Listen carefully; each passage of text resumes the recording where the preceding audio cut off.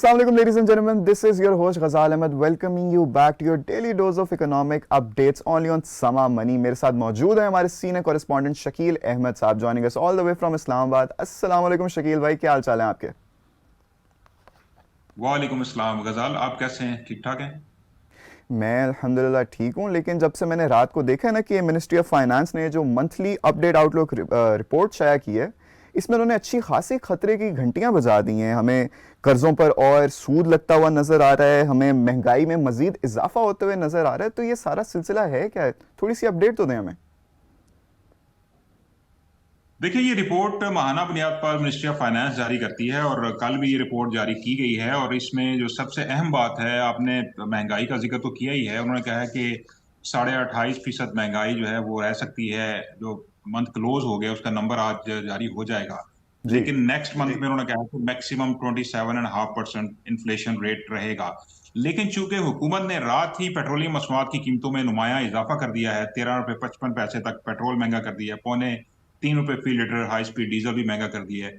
तो ये वो मेजर्स हैं कि जिसका इम्पैक्ट होता है इन्फ्लेशन के ऊपर। जो ट्रांसपोर्ट सेक्टर है, जो किराए हैं, जो आम लोग यूज करते हैं ट्रांसपोर्ट जी. को, फ्री व्हीलर व्हीलर हो, चाहे रिक्शा हो, चाहे गाड़ी हो छोटी, उसको यूज करते हैं जो लोग, उनके किराए बढ़ जाएंगे। इसके अलावा जो ट्रांसपोर्ट की गाड़ियां हैं, जैसे ट्रक हैं, बसें हैं, बाकी जो चीजें हैं, उनका जो कॉस्ट है वो बढ़ेगी। तो वो अल्टीमेटली वो शिफ्ट कर देंगे, पास ऑन कर देंगे कंज्यूमर्स को। तो इन्फ्लेशन जो गवर्नमेंट क्लेम कर रही है कि आने वाले महीनों में कम होगा, रात जो मेजर लिया गया है उससे तो इसमें इजाफे का ही इम्कान है, क्योंकि खाली पेट्रोलियम मसनूआत की कीमतों में इजाफा नहीं किया गया, बल्कि इसके साथ साथ जो एलपीजी है उसकी कीमत में भी इजाफा बेशक. किया गया है। और सर्दियां पीक की हैं, तो जो गैस है वो भी लोगों को महंगी मिल रही है, ऊपर से फ्यूल भी महंगा हो गया, पेट्रोल और डीजल भी महंगा हो गया। तो आप देखें कि इसका नेगेटिव इम्पैक्ट ही होगा, महंगाई में इजाफा होगा आने वाले दिनों में। जो गवर्नमेंट क्लेम कर रही है उसके मुकाबले में हमें नहीं लगता कि इन्फ्लेशन में कमी आएगी। लेकिन इस रिपोर्ट के अंदर जो अलार्मिंग जो चीज जिसको मेंशन किया गया है वो जी. हमारे जो कर्जों के ऊपर सूद है। क्योंकि 4,220 अरब रुपए सिर्फ 6 माह में हमने सूद अदा किया है कर्जों के ऊपर, जो कि बहुत बड़ी अनबिलीवेबल. अमाउंट है। हुकूमत ने खुद क्लेम किया है कि इस डेट सर्विसिंग की वजह से हमारे ऊपर काफी प्रेशर है जो एक्सपेंडिचर्स हैं। तो अल्टीमेटली क्या होगा कि गवर्नमेंट को अपने जो करंट एक्सपेंडिचर्स हैं वो कट करना पड़ेंगे, अगरचे उसमें इजाफा ही हो रहा है, कमी नहीं आ रही। लेकिन साथ जी. साथ जो बड़ा कट है वो डेवलपमेंट बजट के ऊपर होगा। पीएसटीपी जो है वो इस साल जो रखा गया था उसमें अच्छी खासी कटौती का इम्कान है, क्योंकि ये हुकूमत के दायरे इख्तियार में है कि जो डेवलपमेंट एक्सपेंडिचर्स हैं वो ना किए जाएं, वो खर्चे रोक लिए जाएं। तो उससे शायद फिजिकल जो डेफिसिट है उसमें कुछ कमी आ जाएगी। लेकिन उससे होगा क्या, उससे इकोनॉमिक एक्टिविटी जो है वो जनरेट नहीं होगी, स्लो डाउन होगी। और फिर अल्टीमेटली जो पाकिस्तान की जीडीपी ग्रोथ है उसमें भी कमी आएगी। जैसे आईएमएफ ने कहा है कि 2% इस साल, इस फिजिकल ईयर के दौरान रहने का इम्कान है, जबकि गवर्नमेंट का अपना जो टारगेट है वो 3.5% है। तो अगर फर्स्ट क्वार्टर के अंदर कुछ हौसला अफजा फिगर सामने आए थे, 2% से ऊपर थी जीडीपी ग्रोथ, लेकिन at the end of the year 30 जून तक अगर यही सूरत रही तो 3.5% का टारगेट जो है वो अचीव होता नजर नहीं आ रहा। और साथ साथ इस रिपोर्ट के अंदर जो मेंशन किया गया है कि हुकूमत का जो टैक्स रेवेन्यू है उसमें भी इजाफा हुआ, नॉन टैक्स रेवेन्यू में इजाफा हुआ, और इसके अलावा जो एक्सपोर्ट्स हैं वो भी तकरीबन बढ़ी 7.5% तक।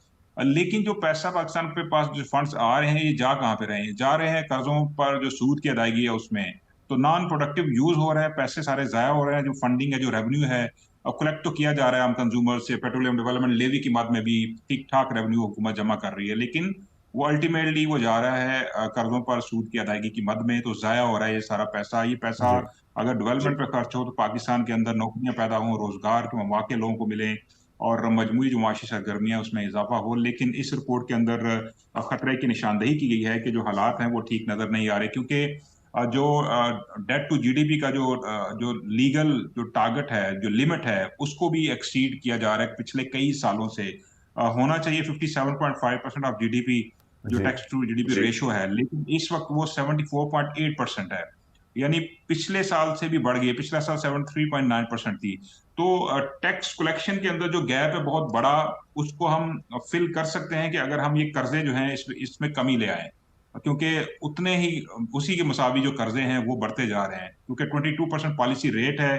पॉलिसी रेट नीचे आ नहीं रहा, महंगाई भी नीचे जी. नहीं आ रही, और साथ साथ जो पाकिस्तान के जिम्मे कर्जे हैं वो बढ़ रहे हैं। तो हुकूमत के ऊपर जो प्रेशर है फिस्कल स्टेबलाइजेशन के लिए वो बढ़ता जा रहा है, क्योंकि क्लेम तो ये किया जा रहा है कि हमने स्टेबलाइज कर लिया इकोनॉमी को, हमने एक्सपेंडिचर्स कंट्रोल कर लिए हैं, लेकिन जो अपने गवर्नमेंट के नंबर सामने आ रहे हैं उससे सूरत हाल कुछ मुख्तलिफ ही है।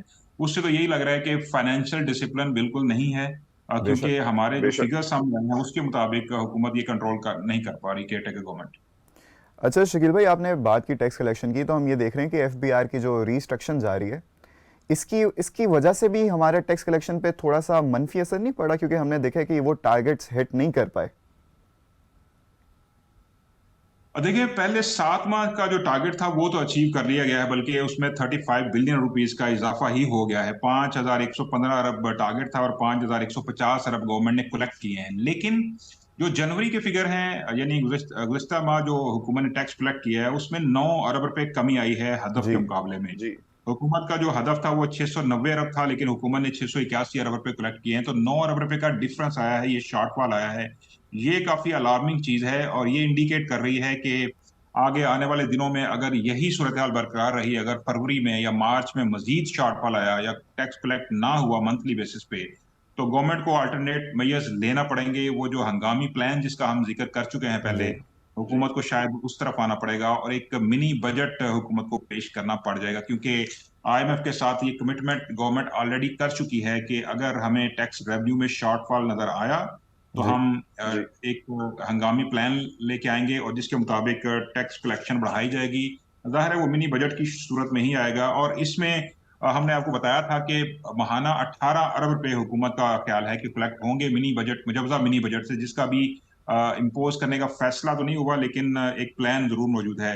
और जी। अगर इसको पूरे साल इसको अगर ले जाया जाए तो ये तकरीबन 216 अरब रुपए टैक्स कलेक्शन हो सकती है। उसमें मुतअद्दिद मेजर्स हैं जो हुकूमत ने आईएमएफ को प्रपोज किए हैं, जिसमें सबसे अहम यह है कि एक आम कंज्यूमर जो चीनी इस्तेमाल करता है उसके ऊपर 5 रुपए फी किलो फेडरल एक्साइज ड्यूटी लगाने की तजवीज है, और हुकूमत का ख्याल है कि माहाना बुनियाद पर इससे 8 अरब रुपए जमा होंगे। और इसके अलावा टेक्सटाइल लेदर मसनूआत पर जीएसटी 15 से बढ़ाकर 18% करने की तजवीज है, यानी जो जनरल सेल्स टैक्स का जो रेट है, स्टैंडर्ड रेट 18% हो जाएगा। तो एक आम कंज्यूमर से लेके इंडस्ट्री भी इससे मुतासर होगी। फिर साथ साथ मशीनरी और सनती खाम माल है, उसकी इंपोर्ट पर 1% एडवांस टैक्स बढ़ाने की तजवीज है। साथ साथ कमर्शियल इंपोर्टर्स की जानब से जो रॉ मटेरियल इंपोर्ट किया जाता है उस पर भी टैक्स बढ़ाने की तजवीज है। इसके अलावा सप्लाईज पर विद होल्डिंग टैक्स में 1% इजाफे की तजवीज है। इसके अलावा सर्विसेज पर विद होल्डिंग टैक्स बढ़ाने की तजवीज है। महाना तकरीबन 1.5 अरब रुपए इनकम हुकूमत का ख्याल है कि हासिल होगी।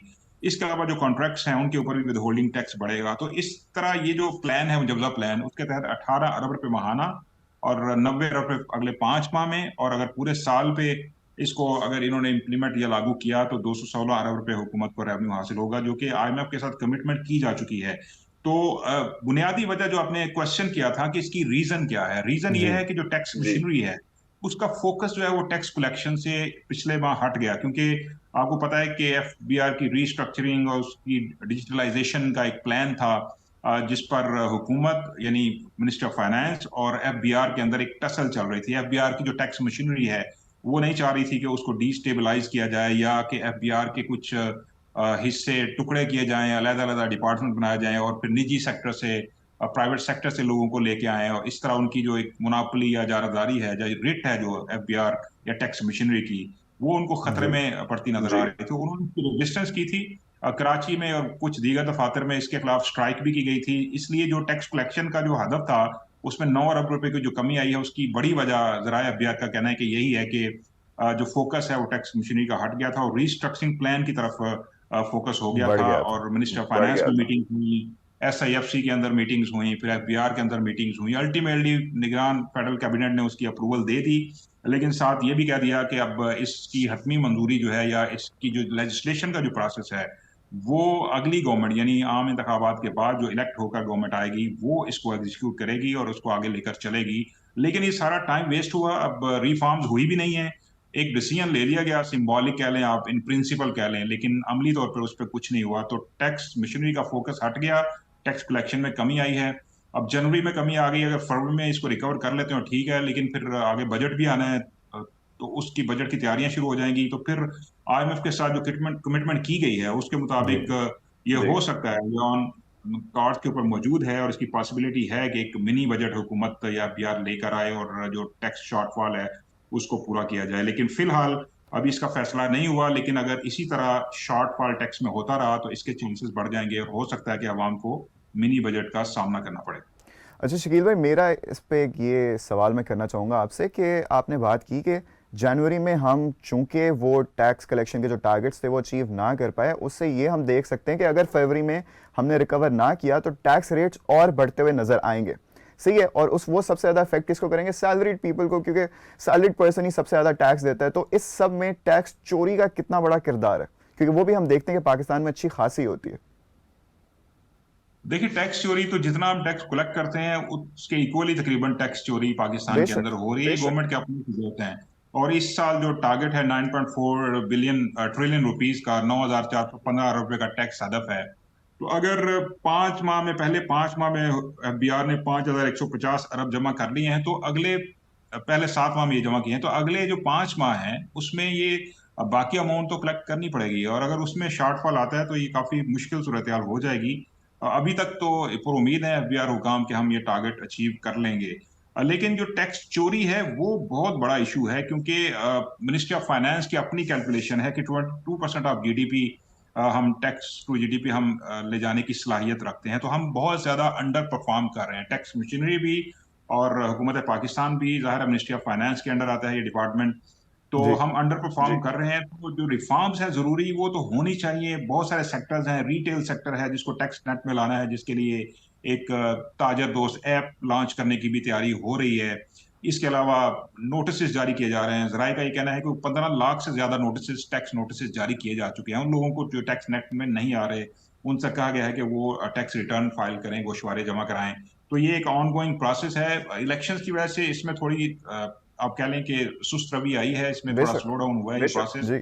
लेकिन लगता ये है कि इलेक्शंस के फौरी बाद जब नई गवर्नमेंट आएगी तो टैक्स रिफॉर्म्स और टैक्स बेस को बढ़ाने के लिए ठोस इकदाम करना पड़ेंगे, क्योंकि आप ये अफोर्ड नहीं कर सकते कि आपके जो एक्सपेंडिचर्स हैं वो आउट ऑफ कंट्रोल हैं, लेकिन आपका जो रेवेन्यू है वो उस तरह नहीं है जो होना चाहिए और अंडर परफॉर्म हम कर रहे हैं। एफबीआर की इस्तेदाद कार्ड बढ़ानी पड़ेगी, तभी आपके ये जो डिफेंस के एक्सपेंडिचर्स हैं, इसके अलावा हुकूमत चलाने के लिए, सिविल गवर्नमेंट चलाने के लिए पेंशन, तनख्वाहें और इसके अलावा जो दीगर एक्सपेंडिचर्स हैं, स्पेशली ये जो कर्जों पर हम सूद अदा कर रहे हैं, ये सारा पैसा तभी जमा होगा कि अगर आप टैक्स रिफॉर्म्स करेंगे और टैक्स बेस बढ़ाएंगे। अच्छा वो लोग शकील साहब, क्योंकि हमारे पास वक्त बड़ा कम रह गया, तो आप बस मुझे इतना बताएं कि जो हम ये एफबीआर की रिस्ट्रक्शन की बात कर रहे हैं, क्या उससे यकीनन हमें टैक्स चोरी कम होती हुई नजर आती है? उससे टैक्स चोरी कम होती नजर तो आनी चाहिए। मतलब ये तो एक विशफुल थिंकिंग है कि ऐसा होना चाहिए, क्योंकि जिस तरह का रिस्ट्रक्चरिंग होगी, ओवरसाइट बोर्ड भी बनेंगे, कस्टम्स, इनलैंड रेवेन्यू के अलग अलग डिपार्टमेंट होंगे, उनके डीजीज होंगे, उनके ऊपर ओवरसाइट बोर्ड होंगे, पॉलिसी की अलग होगी एक जो है वो सिलसिला, और इसके अलावा जो टैक्स कलेक्शन की मशीनरी है उसको मतलब अपना काम बढ़ाना पड़ेगा। तो टैक्स चोरी जो है वो रोकने के लिए पॉलिटिकल विल का होना जरूरी है। मतलब हमारे मुल्क बेशक। में पिछले कई सालों से ये बातें, ये डिसीजन, ये प्रपोजल, ये रिकमेंडेशन डिस्कस तो हो रही हैं, लेकिन जब अमल दरामद की बारी आती है तो कोई भी गवर्नमेंट है, चाहे वो परमानेंट गवर्नमेंट हो, इलेक्टेड गवर्नमेंट हो, इवन जो फौजी अदवार के अंदर भी हमने देखा है कि काफी रेजिस्टेंस हुई ताजरों की जानिब से, तो रिफॉर्म्स नहीं हो सकी एफबीआर के अंदर। तो पॉलिटिकल विल जो है वो होना जरूरी है और वो आपको एक्शन लेना पड़ेगा और आपको जो पॉलिटिकल कास्ट है वो उसकी पे करनी पड़ेगी। कोई भी गवर्नमेंट है, आने वाली जो गवर्नमेंट है, उसको पॉलिटिकल कास्ट पे करने के लिए तैयार रहना होगा। अदरवाइज ये रिफॉर्म्स नहीं हो सकती, रिस्ट्रक्चरिंग नहीं हो अदरवाइज ये सकेगी। रिफॉर्म्स नहीं हो सकते। Thank you so much Shakeel भाई, हमारा वक्त आज के लिए इतना ही था, ख़त्म हो चुका है। Thank you so much for giving us your time, और आप सबका भी बहुत बहुत शुक्रिया आज की एपिसोड देखने का। अगर आपको ये पसंद आई तो प्लीज़ अभी हमारे चैनल को सब्सक्राइब करें, कमेंट करें, लाइक करें। देखें यार, हम रोज़ आपके लिए इतनी मेहनत करें तो आपका तो इतना करना बनता है ना। इंशाल्लाह आप कल with more new economic updates. तब तक के लिए अपना ख्याल रखिएगा। अल्लाह हाफिज़।